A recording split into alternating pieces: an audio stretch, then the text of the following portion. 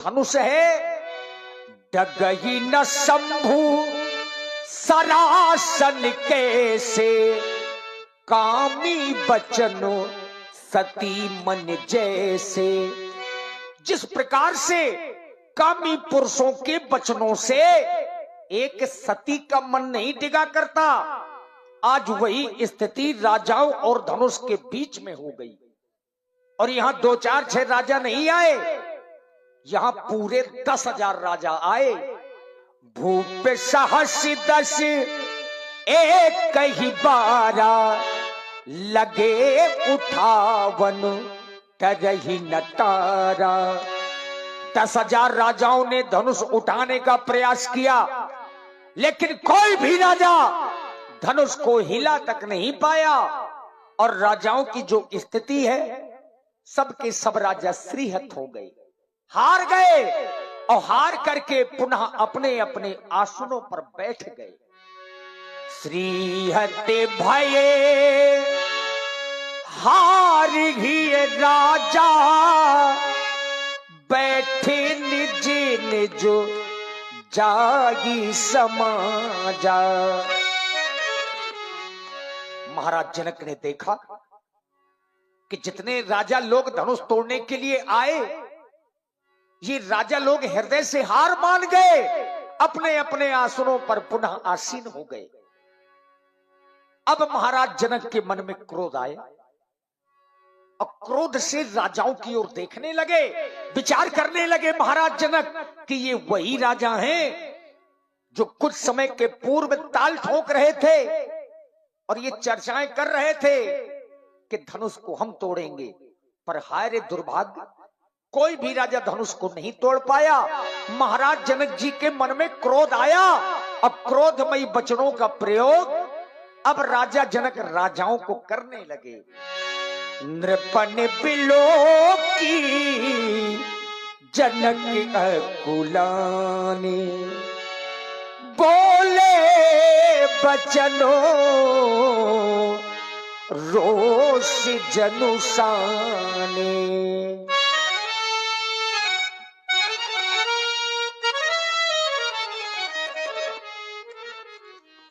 रोष आप हैं जय मां काली प्रांगण, जय मां काली प्रांगण ग्राम महाजौली से श्री लक्ष्मी प्रसाद जी, आपकी ओर से 51 पुष्प मुद्राएं सादर समर्पित हैं।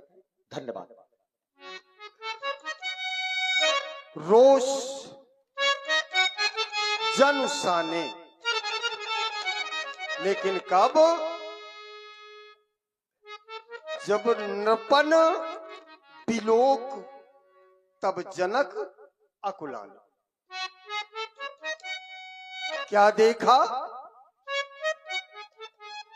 आप लोगों का बल, आप लोगों का पराक्रम, आप लोगों की वीरता, जो नियम और नैतिकता को धूल में मिला देने वाली थी। नियम और नैतिकता को ताक पर रख दिया आप लोगों ने। मैं देख रहा था, जो ही मेरे बंदियों के द्वारा कहा गया, मेरी प्रतिज्ञा की उद्घोषणा की गई, बोले बचनों पर सुनहु सकल महिपाल, और प्रणय दे। उन्होंने कहा, अपनी दोनों विशाल भुजाओं को उठा करके बंदियों के द्वारा कहा गया और आप लोगों के द्वारा सुना गया। यहां तक तो सब ठीक था, परंतु मैंने देखा बंदियों की आवाज जो ही शांत हो गई इस प्रांगण में, एक नृपाल अपने स्थान से उठता है और अजगों पर बल प्रयोग करता है, परंतु असफल हो जाता है। मेरे बंधुओं, वह नृपाल असफल हो गया, तब दूसरा नृपाल उसके सहयोग में खड़ा हो जाता है। दोनों नृपाल एक साथ बल का प्रयोग करते हैं। 2 से 4 हो जाते हैं, 4 से 8 हुए, 8 से 16, 32, 64। इस तरह से यह क्रम बढ़ते बढ़ते 10,000 तक पहुंच जाता है। विचार करो बंधुओं, इन 10,000 राजाओं के द्वारा यदि इस धनुष का खंडन हो जाता, क्या करता मैं? मेरे पास केवल 2 विकल्प रह जाते। या तो मैं अपनी प्रिय पुत्री जानकी के 10,000 टुकड़े कर देता और प्रत्येक महिपाल को एक एक टुकड़ा बांट देता, या फिर मैं आपको यहां रंगशाला में लड़वा देता एक दूसरे से, और इस मिथिला की रंगशाला को समरभूमि बना देता। सभी महिपाल कटते मरते, और जब एक नृपाल बचता तब उसके साथ शादी विवाह करता सीता का। वाह रे विडंबना, वाह रे दुर्भाग्य। शायद मेरे ख्याल से, मेरे विचार से ऐसा कभी नहीं हुआ होगा। किसी भी कन्या के पिता की इतना बड़ा मान नहीं हुआ होगा उसका।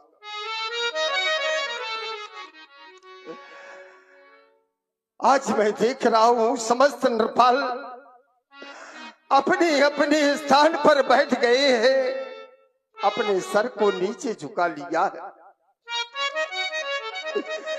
ये सिरी हाथों भय, ये हार, ये राजा,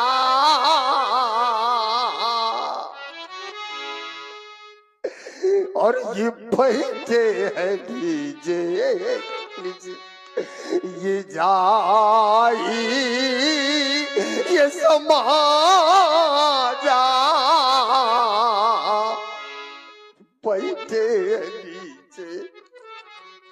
ये समस्त महिपाल अपनी अपनी समाज में जाकर के बैठ गए। यद्यपि नियम ये था कि यदि ये महिपाल अपने पराक्रम में असफल हो जाते तो चले जाना चाहिए था मेरी मिथिला को छोड़कर। बंधुओं, विद्यार्थी जब बैठता है परीक्षा देने के लिए और उससे पेपर नहीं निकलता, तो विद्यार्थी क्या वहीं बैठा रहता है? नहीं, अपने घर चला जाता है और शर्मिंदा होकर के चला जाता है। परंतु इन नरपालों की ओर दृष्टिपात करता हूं मैं कि ये निर्लज्ज अपनी अपनी समाज में जाकर के बैठ गए। यही कृत्य देख करके तब नपत जनक अकुलाने, और इसके उपरांत आप ये सोचते हैं कि मैं आपको वीर की संज्ञा दे दूं, मैं वीरता की उपाधि दे दूं? नहीं, ऐसा नहीं हो सकता। मैं वीर नहीं कह सकता आप लोगों को। और यह जनक अब कुछ कहना चाहता है। सर्वप्रथम तो मैं ये विनम्र निवेदन करता हूं कि आप लोग मेरी मिथिला को छोड़कर चले जाएं, और यदि ये नहीं जा रहे तो फिर यह पिता अब कुछ कहने के लिए बाध्य हो रहा है। बंधु, आप लोग सोचते हैं कि मिथिलेश्वर जनक हमें वीरता की उपाधि देते हैं, परंतु ऐसा नहीं हो सकता। यह देश देश के राजा गढ़े, मैं किसे कहूँ ये बलशाली है। यह देश देश के राजा गण, मैं किसे कहूँ ये बलशाली है। अब मुझको यह विश्वास हुआ कि ये धरा वीरों से खाली है। आज मुझे ऐसा आभास हो रहा है कि वसुंधरा वीरों से रिक्त हो गई। किसी भी नृपाज मिथिला में समस्त विश्व के नृपाल उपस्थित हैं, और एक विश्व के ही नहीं, यहाँ देव दनोजे, यहाँ देव दनोजे, ये दारी मानोजे, ये शरीरा, और ये बेपोल वीर, ये आए रणधीरा।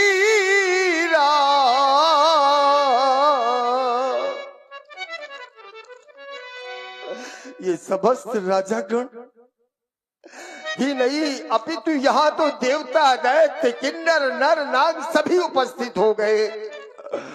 और मैं देख रहा हूं इसके उपरांत भी मेरी प्रतिज्ञा की पूर्ति नहीं हो सकी।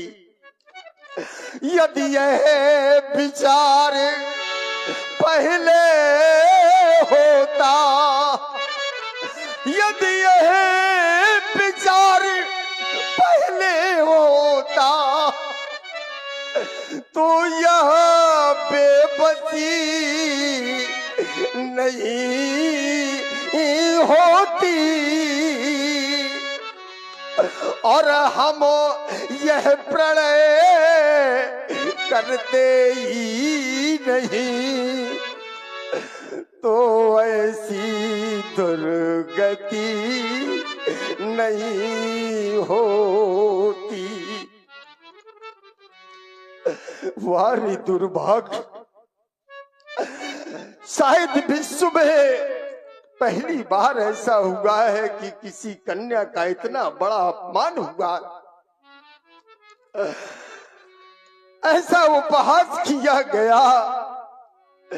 हंस लो मेरे मित्रों, हंस लो, परंतु इतना जानता हूं कि यह संसार बेटी वाला है।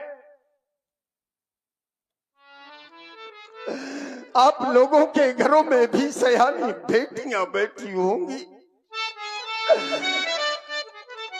अरे इन बूढ़ी बैठी हुई माताओं से पूछो,